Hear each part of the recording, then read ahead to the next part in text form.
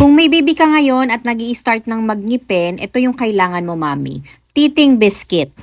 Nakaubos na kami ng isang box and ito gusto kong itry. Ito yung isang variant ng Holy Baby Teething Wafer. Ito yung una naming na-try. Ito, milk flavor siya. And this one naman is no added sugar. Good for 6 months and plus. Holy Baby Teething Wafer talaga kasi yung recommended ng pedya niya. Ito rin kasi yung gamit na biscuit niya para sa baby niya. And ang nakita kong very useful dito is meron siyang butas na lusutan para sa silicone bracelet. And this is how I secure this silicone bracelet. Maganda siya, diba? Kasi hindi basta-basta mahuhulog yung biscuit. Ako pa naman, kapag nalaglag na, hindi ko na pinapakain sa anak ko. At least ito, alam mong secure. And it can be adjusted depende sa size ng hands ng baby nyo. So, ganito siya, ilalagay ko siya sa kamay niya. Then, ipapahawa ko na sa kanya itong teething biscuit. Tapos yun, bahala na siya kainin or ngata-ngatain itong teething biscuit na to. Medyo matigas tong biscuit na to as compared to normal one. Pero teething biscuit nga kasi siya so kailangan siyang ngata-ngatain. Pero kapag nalaway-lawayan niya na yan, mabilis na yung madissolve. So, kung naging ngipin din ng baby mo, very soothing yung ganitong biscuit para sa kanila. Kaya mag-order ka na rin.